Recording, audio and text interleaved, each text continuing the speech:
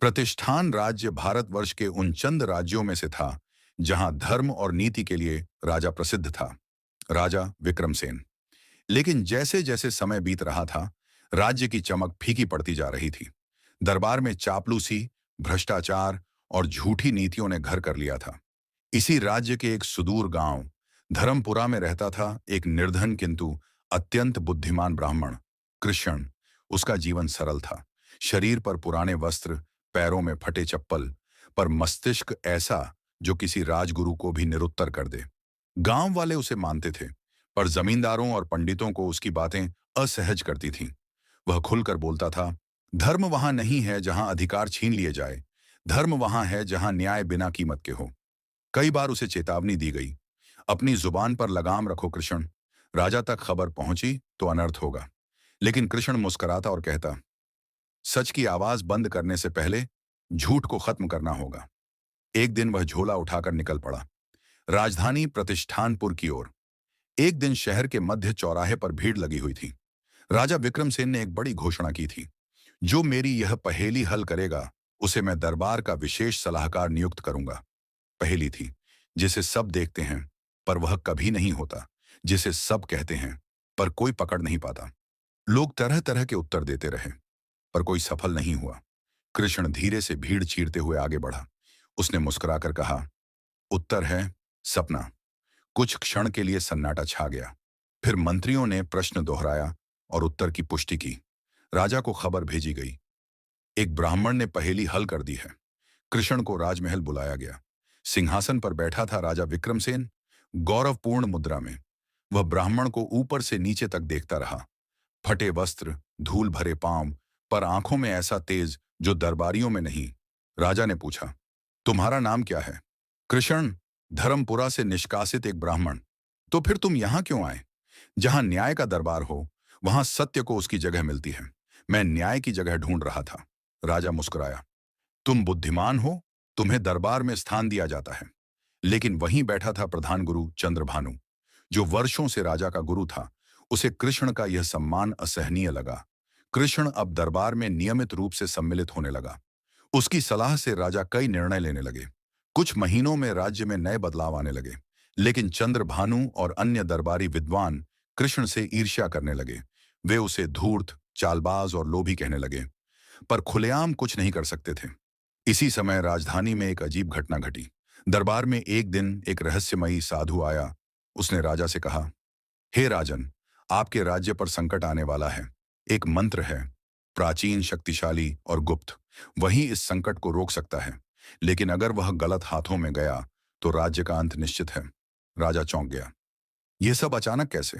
साधु ने एक मुड़ी हुई चिट्ठी दी और कहा, यह मंत्र केवल एक व्यक्ति खोज सकता है, जो बुद्धिमान भी हो और निस्वार्थ भी।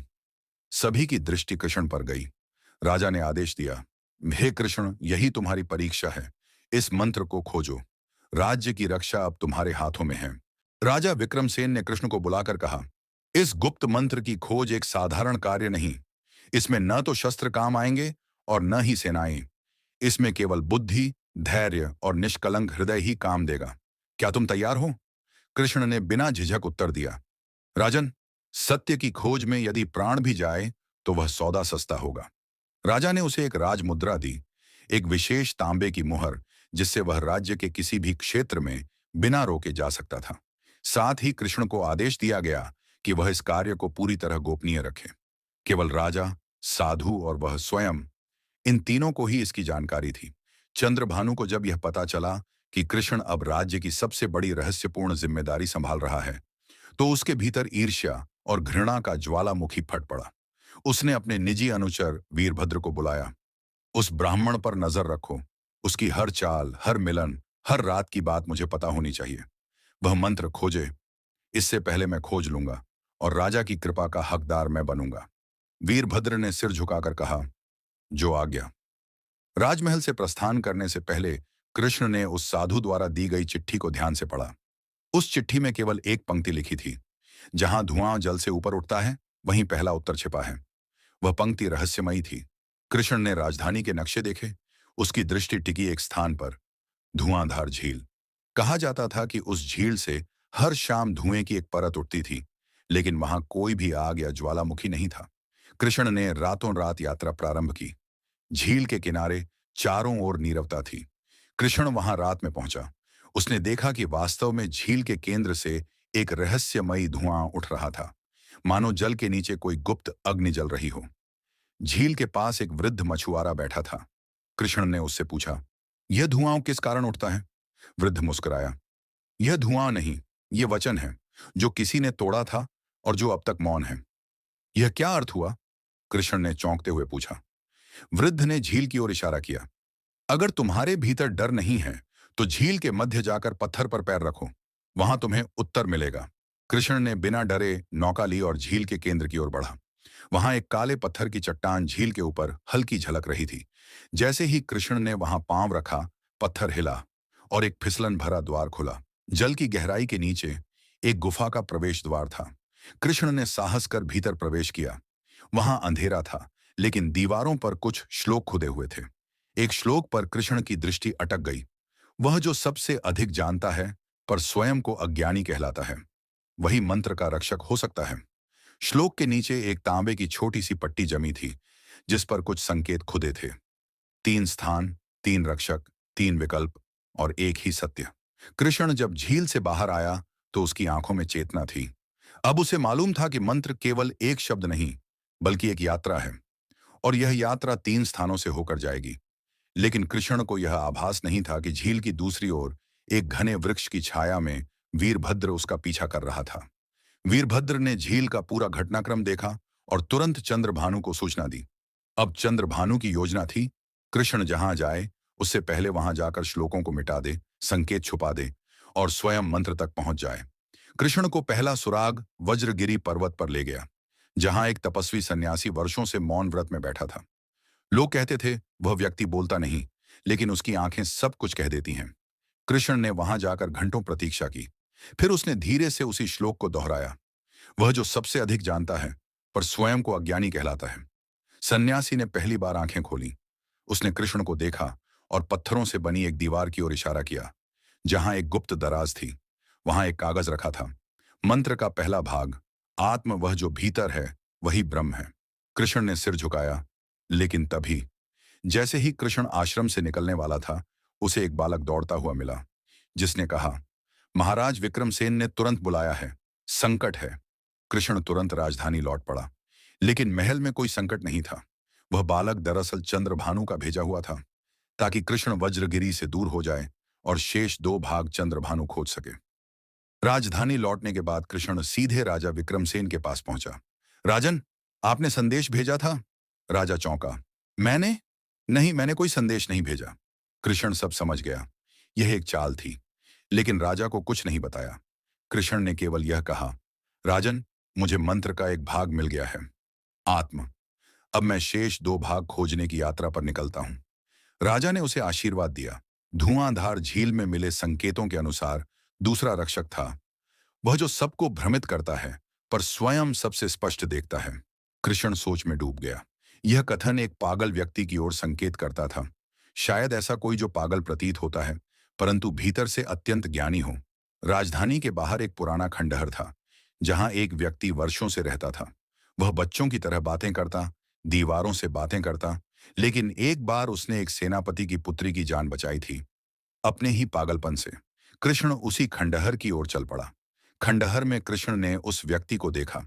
वह मिट्टी से चित्र बना रहा था और खुद से कह रहा था, 3 टुकड़े हैं, एक जल में, एक मन में और एक सिंहासन के नीचे। हाँ हाँ, कोई नहीं जानता, कोई नहीं देखता। कृष्ण बैठ गया और उसी की तरह बाल सुलभ बोली में बोला, अगर मैं जल वाला टुकड़ा लाया हूं तो क्या मन वाला मुझे मिलेगा? पागल हंसा, चिल्लाया और दौड़ते दौड़ते एक पेड़ के नीचे गया। यह रहा मन का टुकड़ा। उसने मिट्टी में दबा एक तांबे का पत्र निकालकर कृष्ण को दिया। मंत्र का दूसरा भाग, बुद्धि, जो आत्म को जानता है वही बुद्धि का अधिकारी है। कृष्ण ने उसे प्रणाम किया। पागल अचानक गंभीर हो गया और बोला, अब तीसरा मत ढूंढना। वह जहां छिपा है वहां जाना खतरे से खाली नहीं। अब केवल एक भाग बचा था और उसका संकेत था, राजसत्ता के गर्भ में छिपा है तीसरा सत्य। कृष्ण को अब यह स्पष्ट था, तीसरा भाग राजमहल के भीतर, संभवतः सिंहासन के नीचे कहीं छिपा है। लेकिन यह स्थान सबसे अधिक सुरक्षात्मक था। वहां बिना कारण जाना असंभव था। कृष्ण ने एक योजना बनाई। उसने राजकुमारी रत्नमाला से मिलना तय किया, जो स्वयं विदुषी थी और एक बार दरबार में कृष्ण से प्रभावित हो चुकी थी। कृष्ण ने राजकुमारी को अपनी योजना बताई। रत्नमाला ने कहा, मेरे पिता के सिंहासन के नीचे एक प्राचीन तहखाना है, जिसे कभी नहीं खोला गया।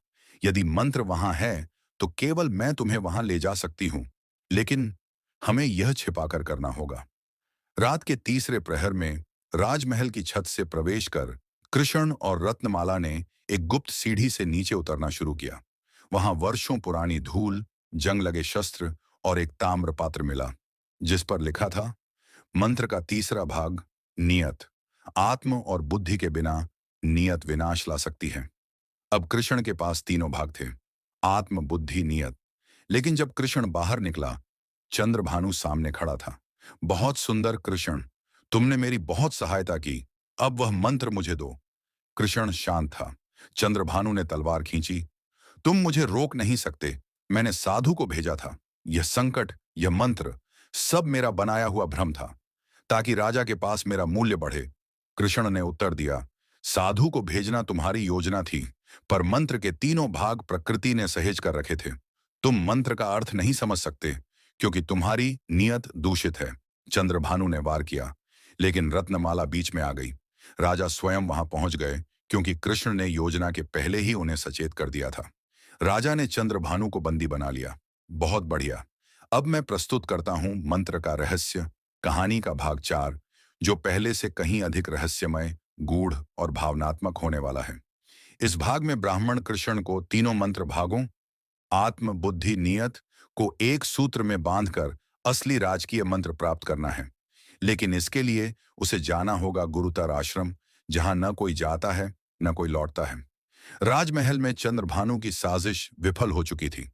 कृष्ण को राजकुमारी रत्नमाला और स्वयं राजा से प्रशंसा मिली, पर कृष्ण को पता था, अभी अंत नहीं हुआ। तीनों मंत्रों के भाग, आत्म, बुद्धि और नियत, केवल संकेत थे। असली मंत्र इन तीनों के सम्मिलन से उत्पन्न होगा। राजा ने पूछा, अब आगे क्या?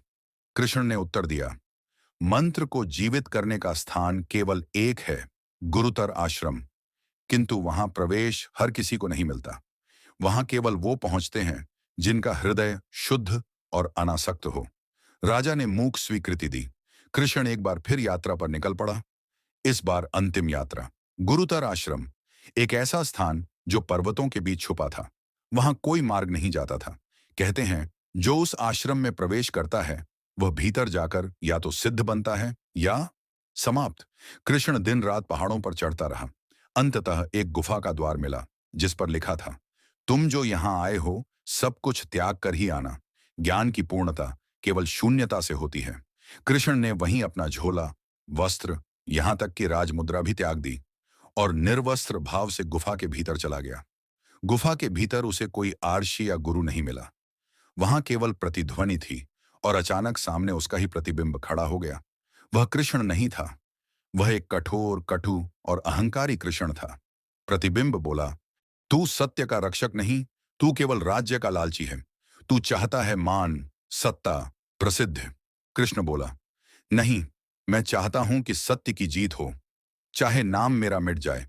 प्रतिबिंब हंस पड़ा और आग की लपटों में बदल गया। अग्नि में से निकली एक पट्टिका, असली मंत्र, सत्य की सेवा, आत्मत्याग और कर्म की स्पष्टता। गुफा के मध्य एक गोल पत्थर का चबूतरा था। कृष्ण ने तीनों भाग, आत्म, बुद्धि, नियत और नई पट्टिका को उस चबूतरे पर रखा। प्रकाश की एक तेज लहर उठी और एक मंत्र गूंज उठा, जो आत्म को जानता है, बुद्धि से समझता है और नियत से करता है, वही राजा का मार्गदर्शक बन सकता है। वहीं एक ताम्र पुस्तिका अपने आप उभरी, जिसे राजकीय मंत्र कहा गया। गुरुतर आश्रम से लौटते हुए कृष्ण को एक वृद्ध मिला, जो बहुत कुछ जानता था। उसने धीरे से कहा, क्या तुम जानते हो, तुम्हारे पिता भी कभी इसी मंत्र को खोजने निकले थे? कृष्ण ठिठक गया। मेरे पिता? वृद्ध बोला, वे भी एक ब्राह्मण थे, सत्यप्रिय, लेकिन उन्हें चंद्रभानु के पूर्वजों ने मरवा दिया। तब से यह मंत्र काल में खो गया था। कृष्ण की आंखें भर आईं। अब यह खोज केवल राज्य के लिए नहीं, एक पुत्र का उत्तर भी था। कृष्ण राजधानी पहुंचा। राजा विक्रमसेन ने दरबार बुलाया। हजारों लोगों के सामने कृष्ण ने वह राजकीय मंत्र प्रस्तुत किया। आत्म प्लस बुद्धि प्लस नियत और राजधर्म। राजा ने भावुक होकर कहा, कृष्ण, तुम केवल ब्राह्मण नहीं, तुम इस राज्य की आत्मा हो। मैं चाहता हूं कि तुम मेरे उत्तराधिकारी गुरु बनो। कृष्ण ने विनम्रता से कहा, राजन, मेरा कार्य पूर्ण हुआ। अब मुझे वापस उस धर्मपुरा गांव लौटना है जहां से मुझे निकाला गया था। वहां अब न्याय लौटाना है। राजा विक्रमसेन ने ससम्मान आग्रह किया कि कृष्ण राजगुरु बने, परंतु कृष्ण ने कहा, जहां अन्याय से निष्कासित किया गया था, वहां न्याय लौटाना मेरा पहला धर्म है। राजा ने उसे ससम्मान विदा किया। अगर यह कहानी आपके दिल को छू गई हो, तो कृपया इस वीडियो को लाइक करें, अपने गांव या शहर का नाम कमेंट करें और इस चैनल को सब्सक्राइब करें। धन्यवाद।